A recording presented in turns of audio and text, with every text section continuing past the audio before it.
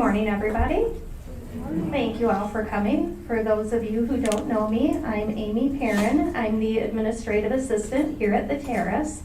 I'm also a member of the Real Board, and I'm here to introduce James Coots. He is the manager at Zaagman Funeral Home. He has been with them for 25 years. He was born and raised in Grand Rapids and graduated from Grand Rapids Christian High School and Calvin University.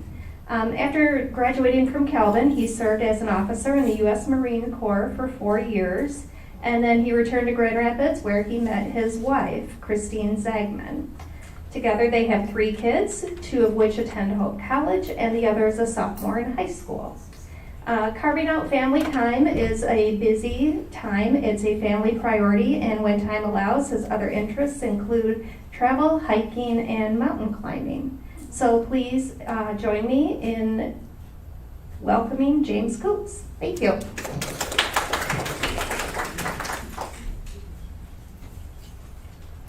The mountain climbing sounds pretty exotic, but it's more of an ideal to try and get out and do, but it doesn't happen too often. So, well, thank you for coming. I think everyone has a booklet that was passed out, and you can see it's kind of a thick little pamphlet or brochure in there. So a few pages of information there. We'll try and get through that as much as we can. A lot of information that I'd like to try and share with you today. And this is all geared towards really trying to be a universal speech or information on all the different types of decisions to make for funerals, as well as things to think about, and just information about pricing also. So with that in mind, the focus of today's presentation on the first page of your booklet is the decisions required at the time of a death, the benefits and steps involved in pre-planning funeral services, all the options, like I mentioned, available to personalize a funeral service, of course the costs, and then a little bit of talking about prepaying for funerals, whether that's smart to do, the pros and cons of that. So that's really what we're going to try and get through today. But when a person passes away, the survivors have some major decisions to make. Really, there's 3 that really shape what type of service a funeral home is going to will offer. But the first decision is the disposition, and that's cremation versus burial. And there's many options with both of those decisions, but also donation to science and body donation. That's certainly less often chosen, but that is an option too. But with burial, of course, a casket would be required. A cemetery is required. So there's some, cemetery expenses. A vault is most often required also for a burial of a casket. So there's some decisions that need to be made, and if you decide for burial, it means you're going to be making some other big decisions later also. Cremation, if you choose that, you still can have the cremated remains buried at a cemetery, but you don't need to have a casket. You don't need to have a vault, so there's some savings as far as cost, and you have some flexibility also with cremation. Cremation is also, it's important to know that cremation is really the final disposition of a person. You can still have a funeral service with many times it's a rental casket. It sounds kind of odd, but you can have viewing with cremation. But then everything is just like a traditional service, but instead of going to the cemetery, cremation takes place. Go to the crematory.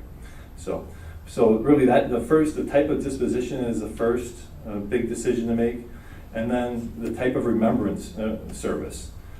And there's some catchwords here. A funeral service means, a funeral service means the body is present. A memorial service means the body isn't present. So if you decide that you want to have burial, another decision is, do I want to have that burial be done immediately? It's not important to have any viewing or any type of service. That would be one way to go as far as different choices. Memorial service, once again, cremation can occur and there's no services at all, or cremation occurs after a funeral service or after a memorial service. So burial and cremation, and also the type of service, remembrance or a funeral service.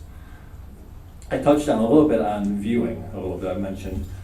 It's also with burial and with cremation, there can be viewing. Is it important to you to be viewed? Some people say absolutely not. I don't want people looking at me in the casket. So I hear that quite often, and other people say, I'll leave that up to the kids to decide. So if you have an idea, those three major decisions, a lot of times you have already in your mind, I want to be cremated. I don't want to be viewed, but I want to have a service. That you've gone a long ways already in really thinking about kind of shaping how the service will be held. So, any questions about that? And feel free, if you have a question, raise your hand to. Yeah, yes, sir. In any presentation that I've attended, one question has occurred to me I've not had answered. Suppose I die during the night. My wife wakes up to a dead body. What does she have to do? What's the first step before you get into any of this? Sure. Are there legal implications or what? Yes, and a lot of the guiding factor with that is revolves around the death certificate. Will a doctor, a death certificate requires a doctor to sign their name and put a cause of death. So going with your example, maybe you had just had open heart surgery and had complications and were under doctor's care a lot. Would your doctor be confident in saying, cause of death was heart related, whatever they would put? If so, then we can go forward with all the arrangements. We would need to contact your doctor and find out if he would indeed, or he or she would be able to sign the death certificate. If this was completely out of the blue and just a complete surprise, and this is most often what happens, and because it's the safest route, it's calling the nurse or calling, if you're at your residence, unfortunately calling 911.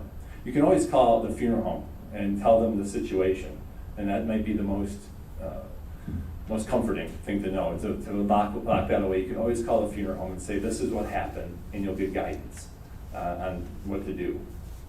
But generally, the police would come to the residence and ask some questions, find out all the information like I just talked about with your medical history, and they would call back to the medical examiner and say, here's all the information.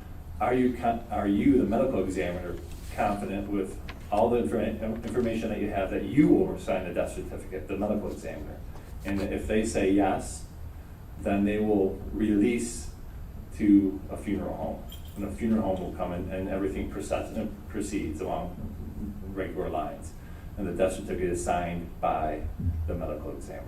So you can see the answer to your question is, if you're confident that the doctor would be able to, your personal doctor would sign the death certificate, we can go that route. But generally you're not that confident, and the medical examiner needs to be involved in the process. And the only way to do that is to call the police and tell them to come over and ask their questions that they need to get the medical examiner involved. Okay. Yes, sir. In the event of a donation, the institution being finished with whatever they want to do, Mm-hmm. they release the body back to you then? Is that how it works? For a full anatomical donation, yes. So you're talking about University of Michigan or Michigan State, generally, Wayne State University. They will, after they're done, they will cremate the body and then ask if you want to take custody of those ashes at that point. Or if you don't want to, they would have I believe, and every school is a little different, but at the end of every year, they'll have a combined memorial service for all of the people that donate their bodies. Yep. Beyond I'm looking at page 5, I believe, beyond the major decisions, there's also time-sensitive decisions. So this is where you can kind of get a little thought before, for pre-planning a funeral. You can see how this might help. A place of interment is a good thing to have figured out. Do you want to have your ashes buried? Do you want them to be on the mantle? What cemetery do you want to use for burial? It's something that a funeral home can't do for you. When a person passes away, we can't. There's lots of different choices as far as where in a cemetery, different cemeteries, maybe you want to be next to a family member.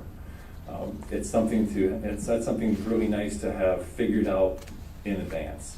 And that's one of the things that if I could get you to do a couple things, that'd be to figure out where you would like what cemetery you'd like to use. I know that many of you already know. This is where my husband is, or maybe it's done already. But if you don't own grave property, that'd be something to definitely contemplate researching and deciding upon. You can buy the property directly with the cemeteries, city cemeteries, or private ones. But that would be something to definitely to work on ahead of time. Obituary details. Obituary is also something that's out of a funeral home's control to a great degree. The Greenwich Press now, as you probably know, is delivered paper is Tuesday, Thursday, and Sunday. Those are I call the important papers because they get in more people's hands. Certainly Sunday is probably the most important. It has the highest circulation. But sometimes when a person passes away, the deadline for the Sunday paper is 3 or 4 hours away. And it's very hard to get into that paper in a timely manner without having some ideas written down maybe. And obituaries are, as I'm sure you've seen, they follow a general format. There's really 3 sections, kind of the family portion. Generally come first. The service details are on the bottom, but it's that middle section that only you know.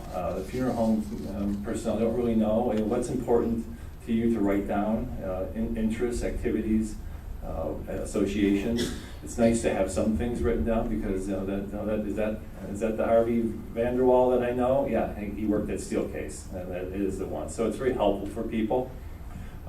But how much you want to list, how little, that's a good thing to maybe think about. So, yes.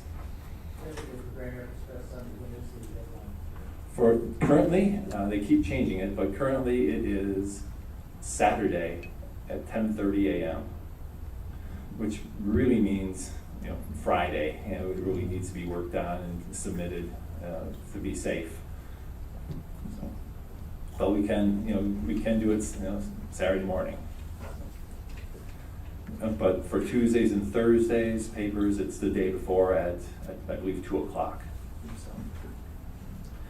But if you submit, the funeral homes have to submit it to the press. So if you get it to us, I always like to say 1 hour earlier, because otherwise it gets a little bit of a scramble to get it into the paper on time. So other decisions, I think page 6. Other decisions that just fall into all the things that have to be decided for a funeral. Really starting with the service details. There's already service details and then merchandise decisions. And some of these, these are all, of course, optional. But if you're going to have a service, the date and time and place of the service, those of course need to be determined. Who would be officiating? Could be if you're pre-planning a funeral, you can say the current minister at your church, or so-and-so if available. You know, these things over the years can change. Music, that's a great thing to think about too, because it personalizes the service. If there are some songs that you know that you would like to sing or to have sung, or if you want a soloist, a particular organist or pianist, you know, we've had you know, quartets, the King's Corliers. You know, people are, you know, all those are options. You know, if you're a member of a musical group, you know, to have that kind of thought about if you wanted to have that as part of your service. Services also can be combined. Many people don't go to the cemetery anymore for committal service. I would say it's probably 50-50. In a committal service, I mean actually being at the grave with a pastor, saying, you know, essentially ashes to ashes, you know, committing the body to the earth, to God's care.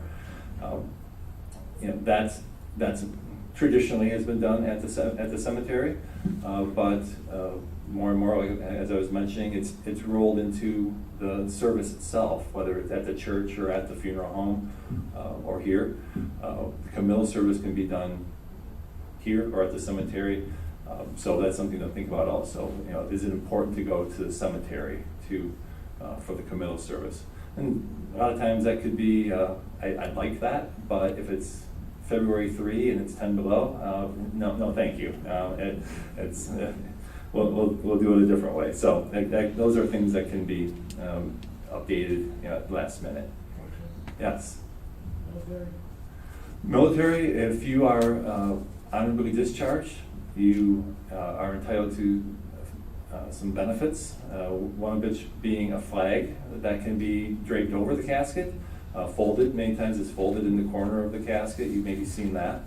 A headstone is also something that you're entitled to, which is a great savings. If you don't have a headstone already, and you can live with kind of the military or the veterans rules, you can either have a 24 by 12 granite stone flush to the ground, or a brass or bronze plate, which both of which are close to $1,000 in value.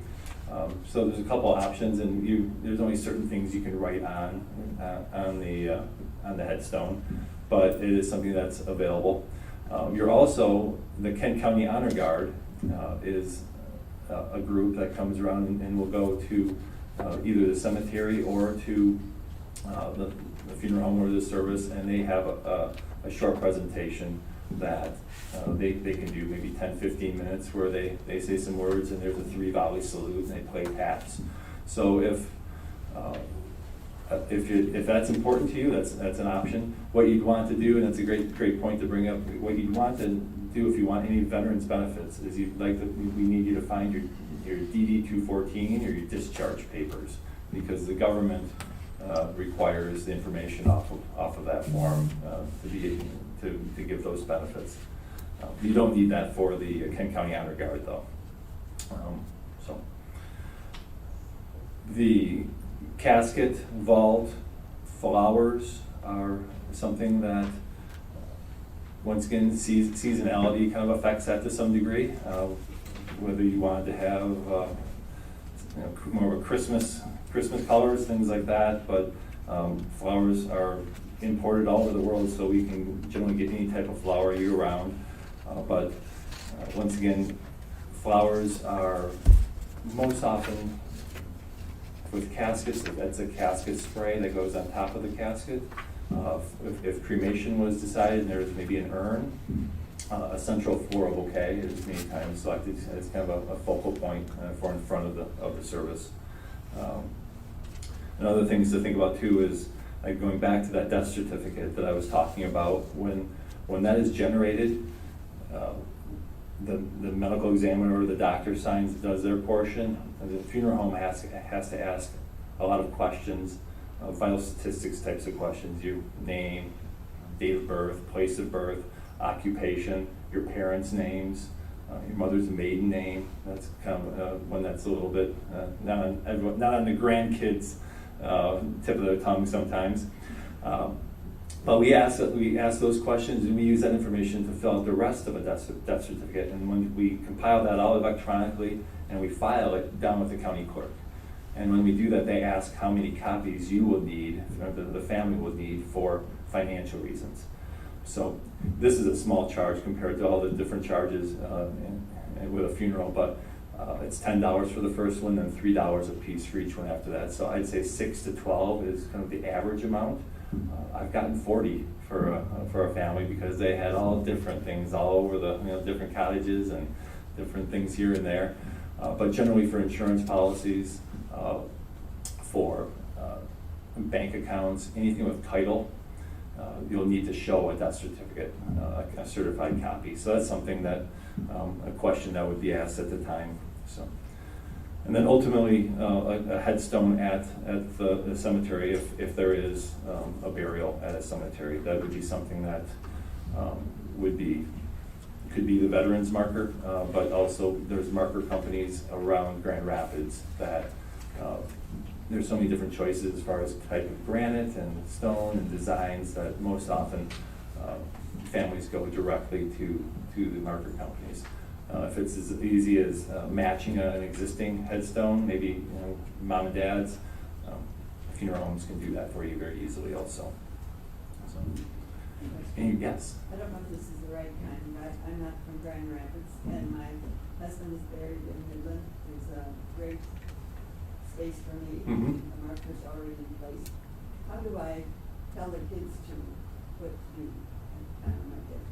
Well, that would be, it's a great, the next page is pre-planning funeral services. So it would be having that written down or just communicating to the family that's where, that the grave is there.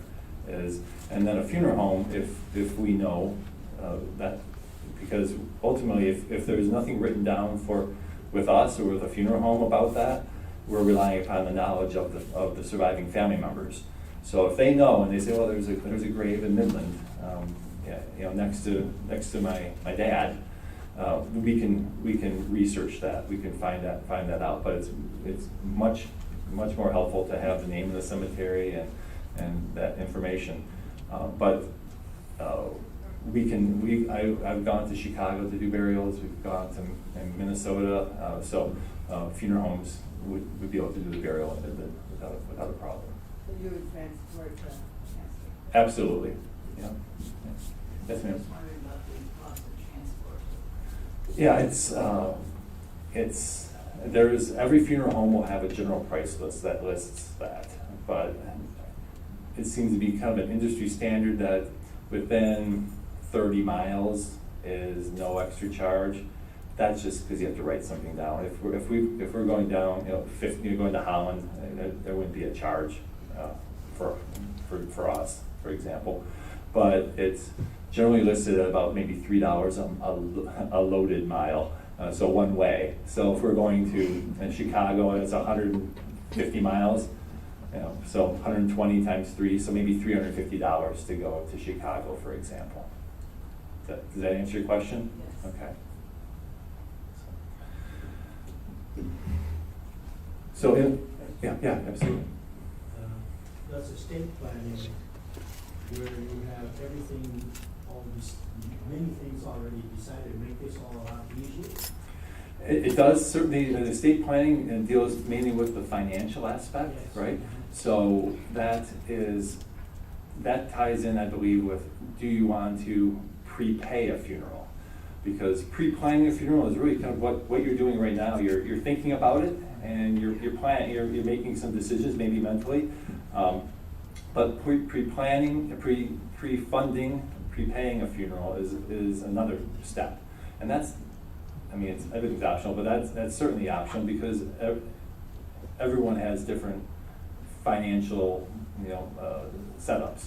If you have a very complete financial plan, and your financial advisor says, we have $10,000 or $20,000 set aside in this fund, and it's growing and it's doing great. Just keep the money there, and we'll use it at the time. That's a great plan. But as I'll discuss a little bit later too, there's other decisions beyond financial for prepaying, and so it kind of comes down, you'll be covered financially, but maybe you'll want to still prepay just because it's less of a burden maybe on your survivors, so.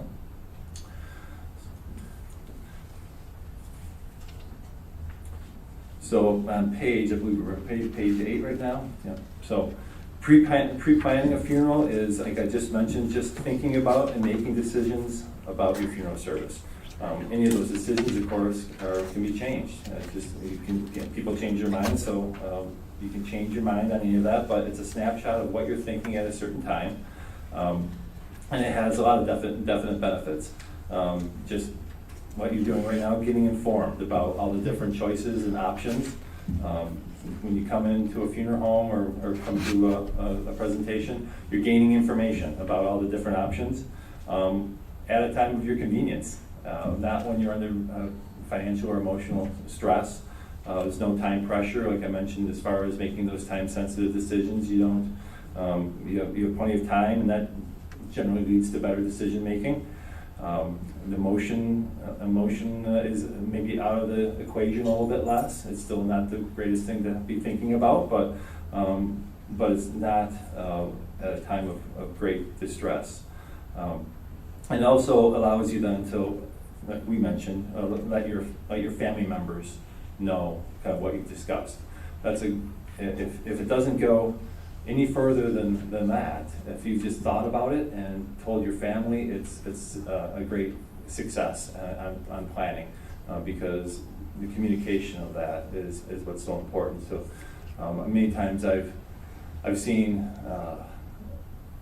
families that didn't pre-plan anything or didn't communicate things to their kids.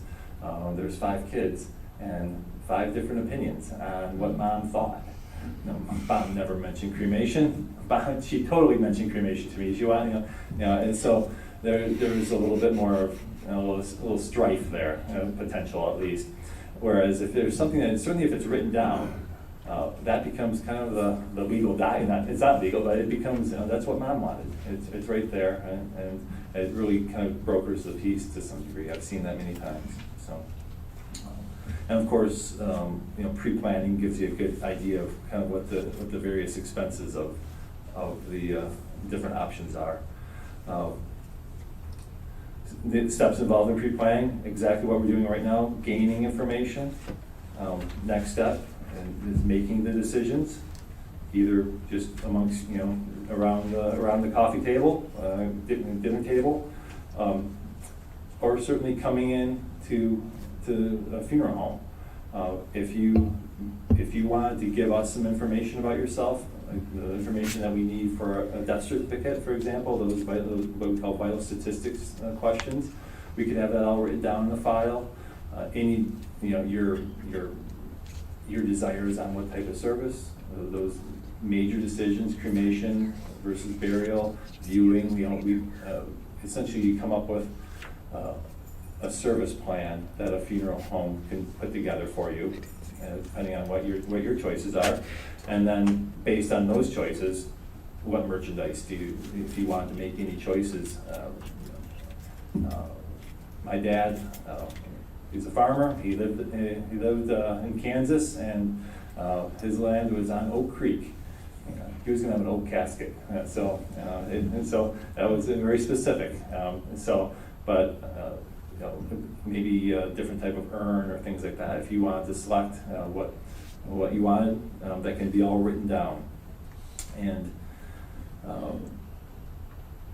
also, going back to kind of the expenses of things, and kind of what you talked about, kind of determining how will the funeral be paid for.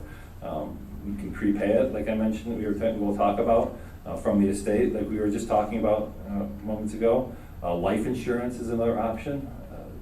If there's a nice policy out there that you had, it can just be as easy as having some proceeds from that policy go towards the funeral. And the final one, let the kids figure it out. That does happen a lot too. Kids will. My executor will work that all out.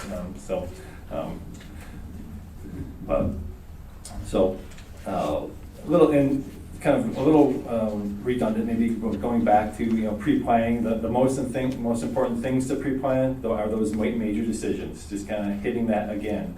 The disposition, cremation or burial, visitation and viewing, and service. Do you want to have a service or not? Funeral services or memorial services have changed greatly, and we were mentioning a little bit about COVID affecting things. The last year has been very interesting with funerals, trying to have a service when the mandate is 50 people maximum, and then it goes down to 25, and then it goes down to 10. You really cannot have a funeral with 10 people. The families are more than 10 people. So we've been forced to have other options. We live streaming like we're doing here.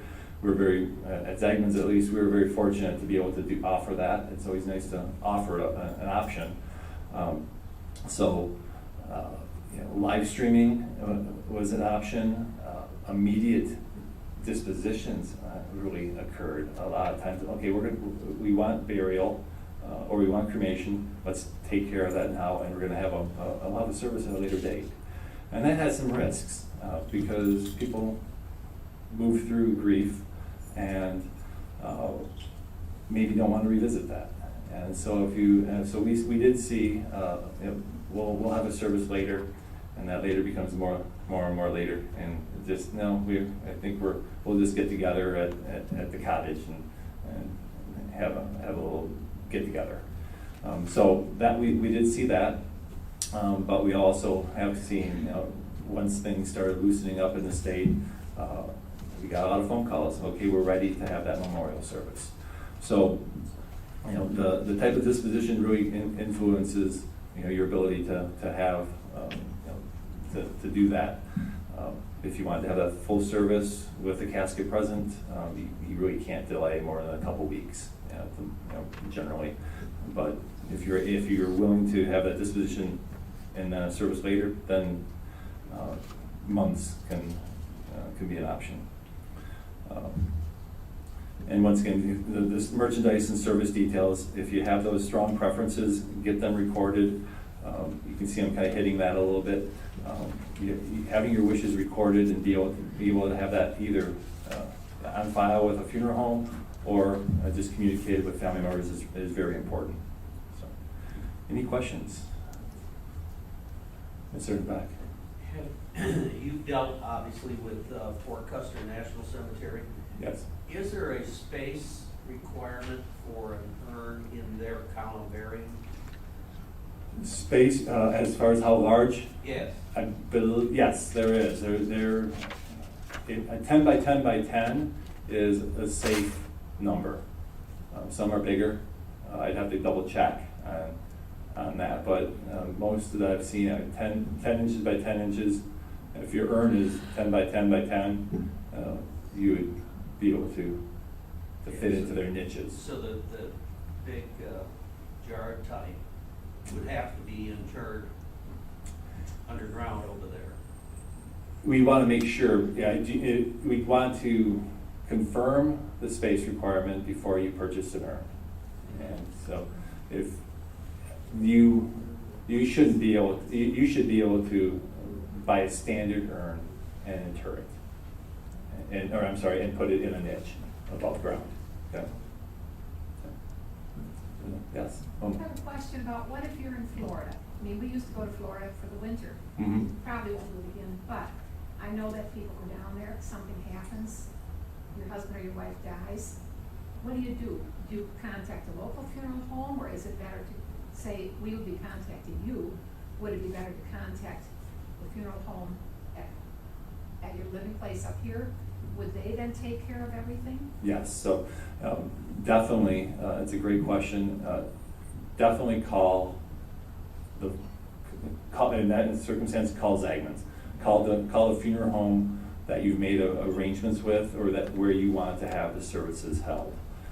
That funeral home will make the arrangements with the funeral home down in Florida, and to go to the place of death, take custody and either perform the cremation, or do all the work that needs to be done to, and organize and arrange transportation back to Grand Rapids. You'd want to call the funeral home where you want to have the services first, because essentially we can talk to a funeral home down in Florida and it's going to be a better price. In a way, you're going to be paying for two services if you call a funeral home down there and then a funeral home up here. If you call us, we can again, not in a way negotiate, but we just get kind of industry pricing, you could say, to keep it simple. Because when you prepay a full package with us, a traditional burial package, for example, that includes certain services that the funeral home down in Florida would be doing. So we would just deduct those off of our package. So there's a savings that way. Does that answer your question? Yes. Okay. Yes, sir. In terms of immediate disposition or cremation, what's the time frame for family or friend, or whoever you want to see you before you're cremated or disposed? What's that time window? Yeah, Because there's no embalming and nothing. Right, no embalming, no cosmetic work, things like that. The law says 48 hours for disposition. Different funeral homes have different capabilities. Zaagman's, we have the ability to extend that. We have some cooling capability, put it that way. So I would like to say within 72 hours is what we would really insist on. It's just something that if we're not doing that preservation, we don't have control. And so we want it to be a good situation for you, right? So, and every death is different. So, but we certainly think that we know that's important. For if you don't want to have any public viewing, we want to make sure that the close family have an opportunity to say goodbye. So and where people are nowadays, families are scattered across the whole nation. It sometimes takes a day or two to get people back in one area. So if someone passed in Florida, your family's up here, would a similar rule prevail there? I wouldn't speak for, can't speak for Florida's rules, but in general, yes. What you would have to do is, you might be pressed for time to get down there in 48 hours. You may have to make the decision, yes, I don't want to have public viewing, but I do need more time. So you may have to say, go ahead and embalm and buy me some time. You may have to make that decision. Yes, sir. Do the different states have different requirements for the number of hours for embalming required? I'm sure. Let's face it. For embalming, it is that disposition needs to take place within 48 hours. So if there's no embalming, then the burial or the cremation should take place in 48 hours. That's their 2 hours you said would require embalming. 72 hours, because I'm speaking for Zaagman's, that we can extend things by, the law, without any preservation, they say, with 48 hours, but we have cooling capabilities, so we extended a day. Yep. So it's not just embalming, you can use tools to extend. Yeah, so, yes, sir. If you have a cemetery, 2-plot cemetery, and a third person is cremated, could that person go in that cemetery? Yes. Based on cemetery rules. Cemeteries are a business that they exist to, well, their main business model is to sell graves, right? So when cremation became more and more, it was becoming more and more popular, you could put a whole lot of cremated remains in one grave. So they created a charge out of thin air, and it's called the second right of interment charge. So a charge to use the grave that you already own to put another set of remains in, it's a charge. Some cemeteries don't have that charge, but the city cemeteries, for example, I believe it's $200. And I think Chapel Hill is maybe $400 or more. So The fees vary, and they still will have a limit. I believe the city cemeteries, you can put 3 sets of remains on one grave. So, but a practical consideration with that is also the headstone, because some cemeteries will only allow 1 headstone per grave. So if you already have a headstone, now you're adding some cremated remains, for example. How are you going to have a headstone for that? You may have to discard that one and have a new one made. And that has, everything has to fit on 1 grave. You don't have 2 graves, so instead of having a headstone angled like, landscape, lengthwise, you may have to go up and down like this. So, does that make sense? So yes, the answer is yes, you can do that, based on that. Every cemetery is different, but there's a lot of things that you have to consider when you do it. Okay. But that's a good way to have family all in one area, though, if you don't have enough graves. So that's why people do it. Yeah. So, yes, sir. If you're traveling and heaven forbid you should get in an accident and be killed, you carry a registration, you carry a certificate of insurance. Would it be a good idea to put some kind of information in with those carrying a car? They're going to be contacting your next. Oh, I'm sorry. Yes, if you're traveling and you get in an accident, you have other cards of identification.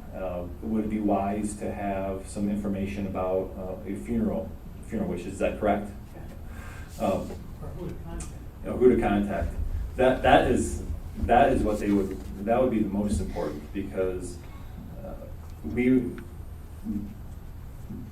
they would be able to find out, I'm sure, just from database. But it'd be nice if you had, in case of emergency contact. That's a universally good idea to have in your wallet or purse. But a funeral home wouldn't be contacted from, if you say in case of death, call Zaagman's. They wouldn't. They would call your next of kin, and that because the funeral home has to take their directions from the legal next of kin, which is different than an executor. It's different than a power of attorney. The next of kin is based upon blood lineage. So a spouse would be first, then kids, grandkids, parents, nieces, nephews, down that blood kin. Even though your niece may be the executor, I'm sorry, the grandson is the one surviving grandson is the next of kin. I just wanted to offer a little information in Sure. my phone, and when I was working, I tell my students to put ICE in their phone as a number, which means in case of emergency, they have it in their phone, so anybody who looks at their information can find that in. Great. So in your contacts, yep. So I don't know if anyone heard that, but you can put ICE in case of emergency in your contacts contact list on your phone, and then you can put as much information as you want. And that's a great idea. Thank you. So as far as pre-planning, you mentioned you can stop right with what we're doing right now, gaining information. You can go further. You can write down information either with a funeral home or just for you to keep. But if you were interested in prepaying a funeral, that's another step to go.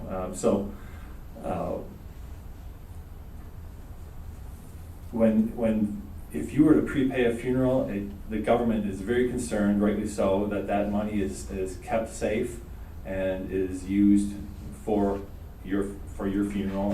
A funeral home can't use it for a building improvement fund and then provide you services later. The money that you prepay goes into an account that is yours, regardless of the financial stability of a funeral home. Your money, they want to make sure that your money is safe. So really, there's 2 vehicles for that. It's an insurance policy, a prepaid insurance, a very specific funeral insurance policy, or a funeral trust. And Zaagman's, we happen to use a trust. We find that it performs better, but there's two different ways of doing that. Both ways, the money is protected and it stays yours until the time of need. And when you do prepay a funeral, you really want to make sure that you're doing it wisely, and there's certain things that you want to keep in mind with when you're prepaying is, if you were to, and I know that everyone's done very well in life, and sometimes we end up at a facility with $2 million, but then all of a sudden healthcare and nursing care kicks in, and those monthly expenses add up, and you see the numbers going down. And Holland Home does a fantastic job with giving guidance on this. But if you see that, okay, I'm going to be running out of money, and Medicaid may be in the picture, you want to make sure that the funds that you set aside for a funeral that you've prepaid are set up properly to be, so that they're an exempt asset for Medicaid. So I'm kind of skipping ahead a little bit here, but and when you make those plans, there's going to be things that a funeral home provides, guaranteed items that their services, a casket of all things that you purchase from a funeral home, that you pay for it now. It's paid for no matter what the price increases. It's prepaid. There's no additional charge. But there's other items like obituary notices, flowers, food expenses, the cemetery charge for their labor.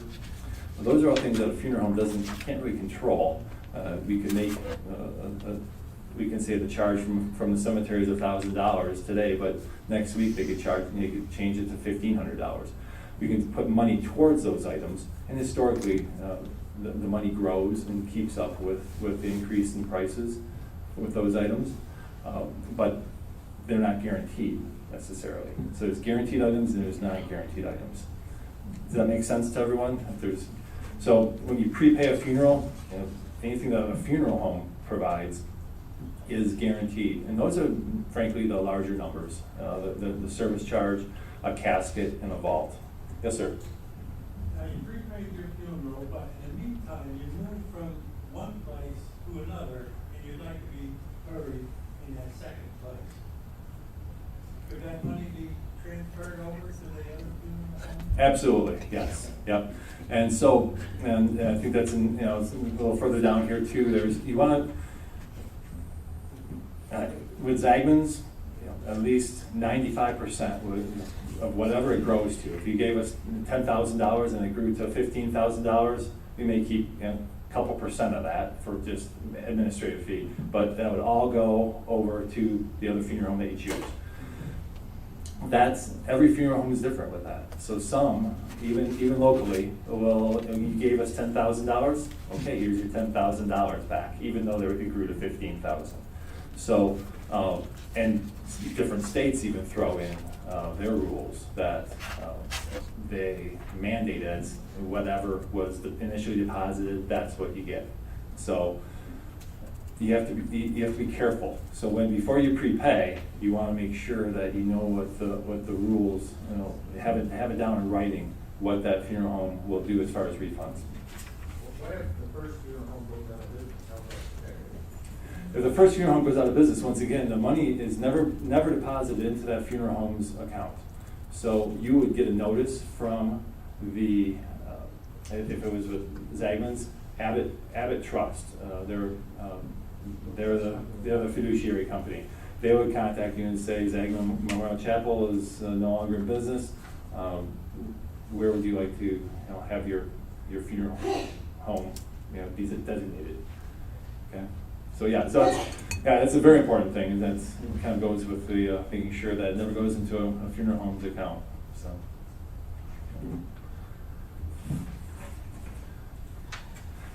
And actually on page 13, we kind of talked about that. In Michigan, a funeral home is entitled to keep up to 10% of the funds in the account, but different states have different rules. So if you're transferring. And then just talk a little bit about the advantages and disadvantages of prepaying. There's really no disadvantage to pre-planning a funeral. It's all getting information, but pre-planning, there could be some disadvantages. But the advantages pretty straightforward. No financial obligation for funeral or for survivors, or very minimal. Peace of mind that financial arrangements have been taken care of. And that kind of goes to your question, different things, beyond just the financial aspect, just knowing that it's that portion has been taken care of. And then, like I was talking about the guaranteed items in the contract, I provide protection against inflation. And but once again, if you have a very savvy financial advisor and you want to keep those funds in with them, probably would work out better for you, to be honest, if you have time. If your time horizon is 5-10 years, we put the money into a very stable bond fund. We're not interested in wild fluctuations. We want stability. So if you're a more aggressive investor, that's a decision to make. But and getting back to what I had also mentioned earlier, the irrevocable funeral contract is how we set up every contract, every prepaid funeral, so that any of the funds that you give us are considered exempt if you were to apply for Medicaid. Medicaid, when you apply for Medicaid, you have to list all your assets, and they have to be below a certain threshold. And a car, a house, maybe some other items are exempt assets, but an irrevocable funeral contract is also an exempt asset. So they would want to have a copy of the contract and the irrevocable certification form that you would have, and we have a copy of too, just to prove that it was set up properly. But whatever's in there is exempt. And that is where, once again, Holland Home is really good with giving advice. When they see I've been told, when they see a resident getting down near maybe Medicaid levels, they will advise you, I've been told, to talk to a funeral home and to prepay a funeral. If there's one thing, the most thing, if you are getting close to going onto Medicaid, prepay a funeral, whether it's with Zaagman's, with any funeral home, because certainly here at Holland Home, your level of care doesn't change. You would go into Medicaid, you stay in, I've been told, you stay in your same situation, but you just go on to make Medicaid maybe a month earlier. So you have the same situation, but your funeral is prepaid, instead of waiting until you're on Medicaid and there's no funds to fund the funeral. So if there's one thing to leave you with, that would be if Medicaid becomes in the picture, prepay a funeral.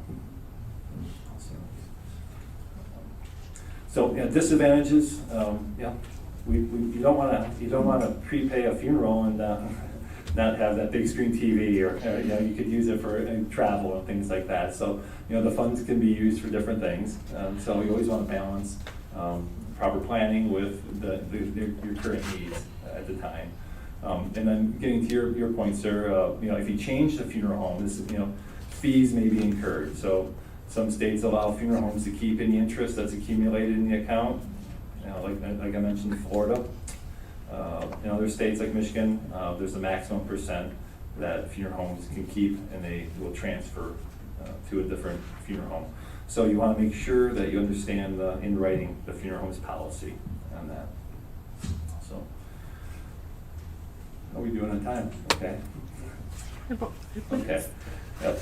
And I typically, when I give these presentations, this is about where I run out of time. So, but you'll see in the packet I gave you also just a breakdown of the different types of charges that our different services generally incur. So we have, and that's the other, kind of the 2-page, not in the pamphlet, but in the booklet, yeah, there you go, sir.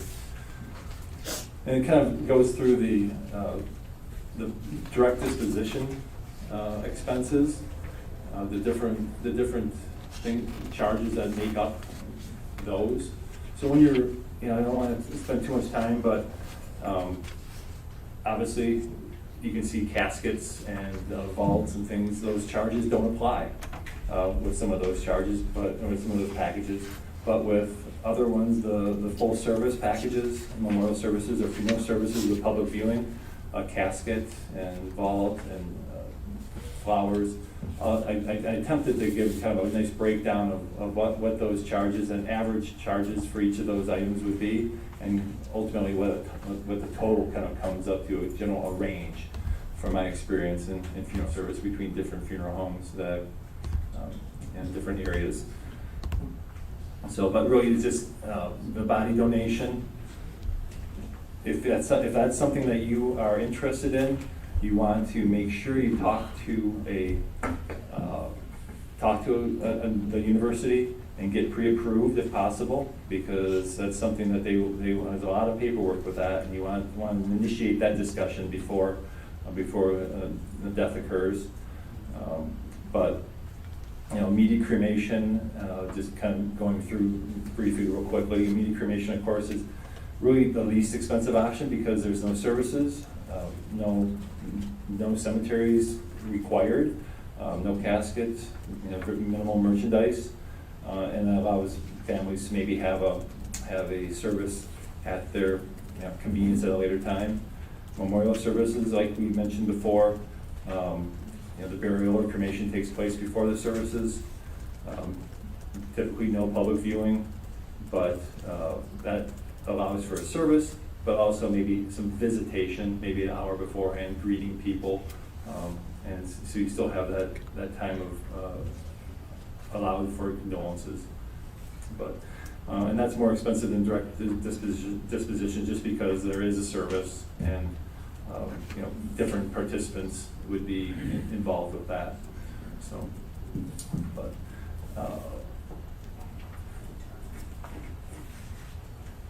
and I think at the end of of the packet, page 20, if you want to skip to page 20, I just wanted to add in some additional personalization options, things to think about when, we've talked about kind of the heavy details of pricing and the big picture type of service, but once you decide, if you do decide to have a service, I just want to make sure that you knew that, personalization is really important. If you're a big fisherman or you love to knit and you have all sorts of blankets, bring them in and display them. If there's lots of photos that you have of family you love to travel, all the places you've gone, we've had golfers, golf clubs, and bring those items in. And really, for visitations and for services, it's something that really personalizes the space, and also gives families and friends something to talk about.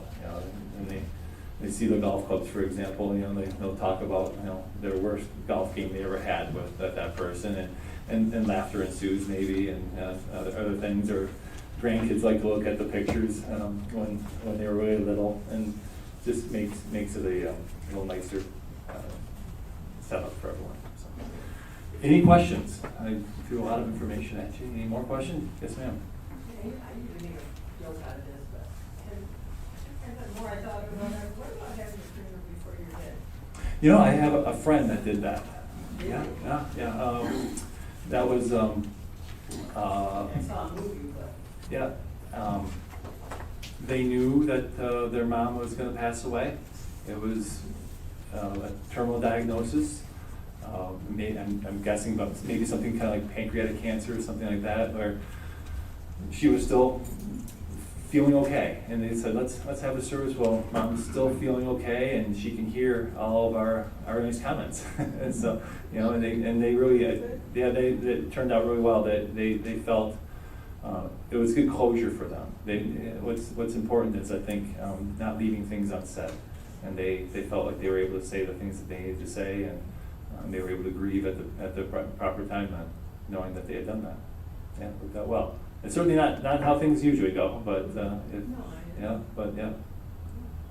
That's, With my husband, we have a morning, service at the cemetery, just with the family. Mhm. And then we had a service at church at 1:00. A pastor loved us doing it. yes, yeah. So, yeah, you can have the burial can take place before a service, and that can be, once again, all the different options come into play, and that's why it's nice to think about all those different options. You could have visitation with viewing the night before, the burial the next morning, and then the memorial service in the afternoon.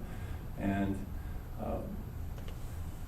yeah, there's a lot of families that like doing it that way. Yes, sir.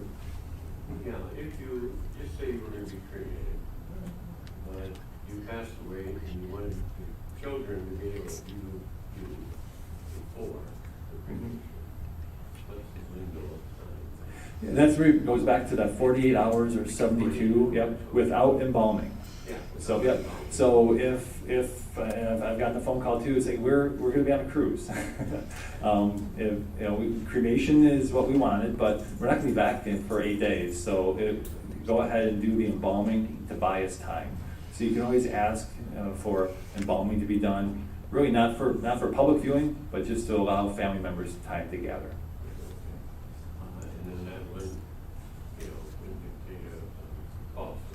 It would not. If it's, once again, every funeral home might have different rules, but at Zaagman's, we don't want to force you to do that, but it would have to be a private viewing without a casket. So if kids wanted to gather, kids and grandkids, for example, we have a nice comforter that we place over a body and really try and make it a nice situation without need to buy a casket. Okay, and one other question, the cost, if you had a visitation at the church, or like here, or at the funeral home?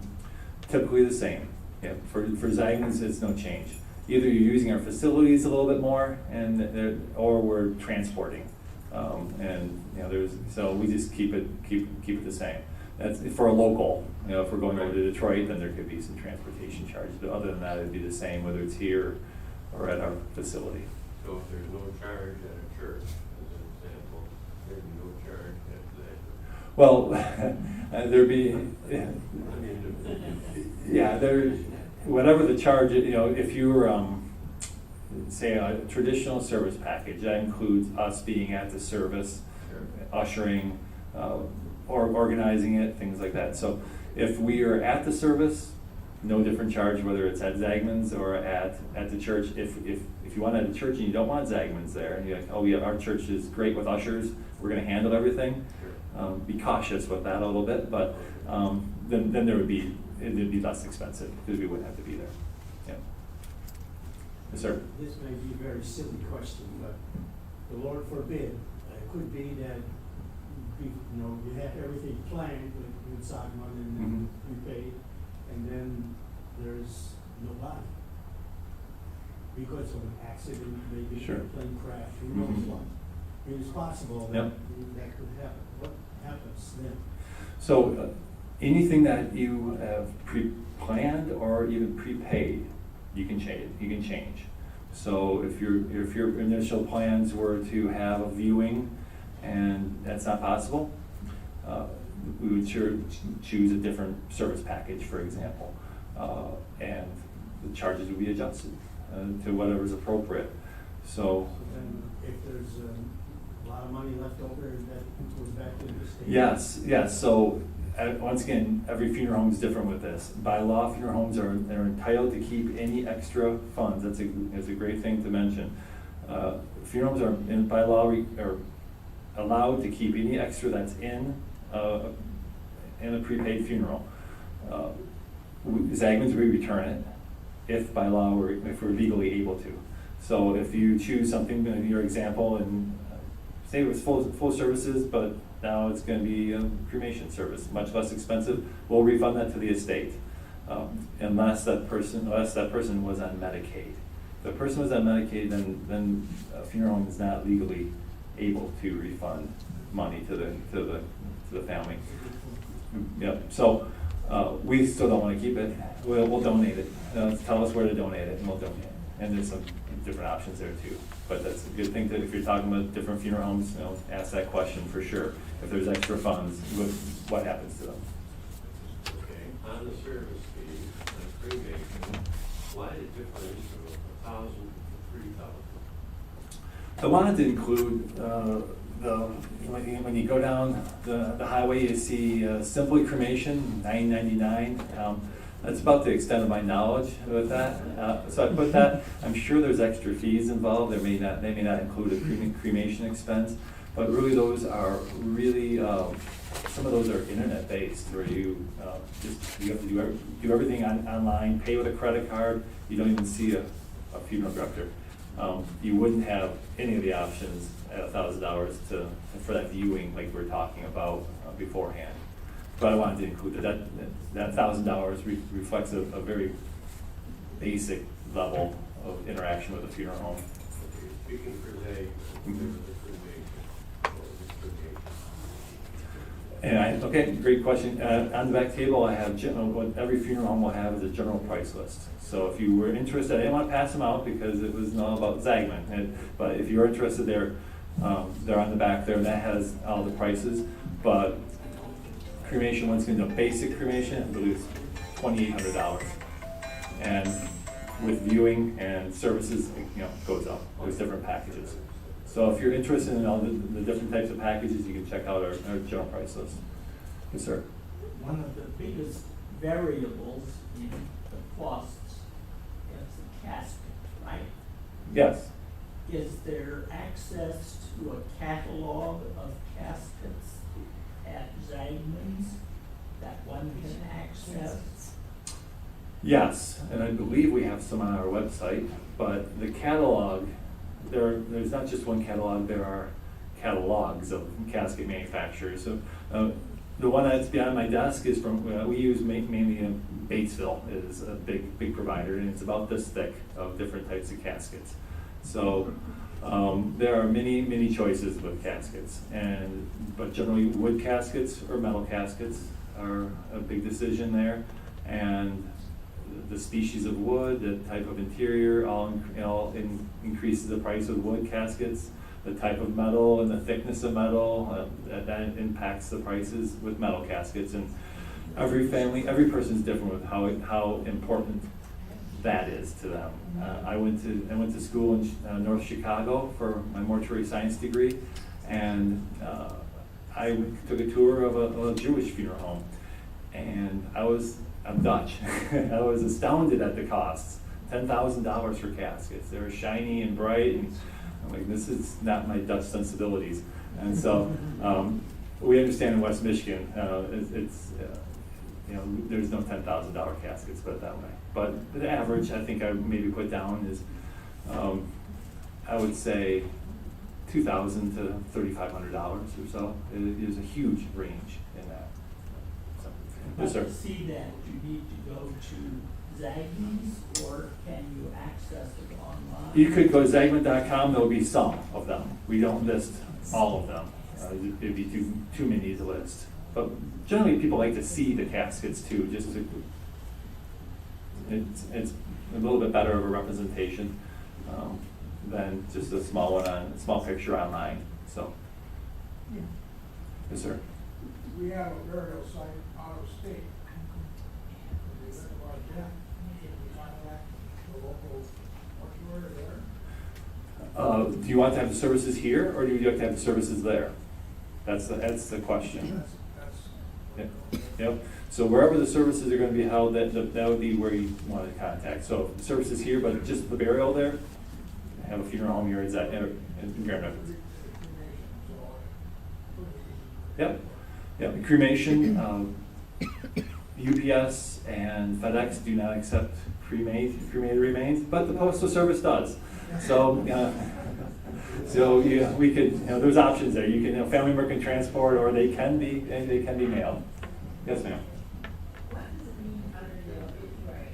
What's the charges? $500/day average. Per day, yes. Per day. Per day. Yep. How many days in No, how many days do you want to have the obituary listed in a printed paper? Yep. So I didn't want to get into all the small details. I'm already running over. Am I doing? Is it? Do you want me to end or are we okay? You can answer that. Oh, okay. Finish. Okay. To have it in the printed paper, they charge by the line, and if you look at an average one nowadays, it's about $500, and per day. So, and have it in Tuesday's paper, $500. The second time, it's a little bit of a price break, maybe $350 and like that. But more and more people are being pushed onto online, onto MLive. I don't know if that's something that's popular or that's something that you check out at all. But MLive, it's $155, and they don't care how long it is. It could be 10 words or it could be 10,000 words, and it's $155. About Legacy.com. Legacy is its own company, and so Legacy, now you're getting into some of the inner workings of the business behind the scenes, I guess. The Greenwich Press is contracted with Legacy, and so all the obituaries, once an obituary is posted, you lose ownership of that. The Greenwich Press owns it, and they sell it to Legacy, and Legacy posts it. That's probably the quickest. Can you deal directly with Legacy? To put an obituary in? Good question. I don't know. I've never had done that. I heard a person, I think they did. Okay. I'm sure they'd be happy to take your credit card to do that, but I've never had to do that. I've always gone through Greenwich Press or the other local papers. So. I'm available if there's other questions. I will just be out here, so I know you have to wrap up a little bit. I really hope that that was informative and gives you some ideas to think about. And certainly on the back table, there's our general price list. If they're interested in, just as a snapshot of what the different services that funeral homes offer, it might be nice to look at that. Also, some business cards from Zaagman's are back there too, so feel free. Right.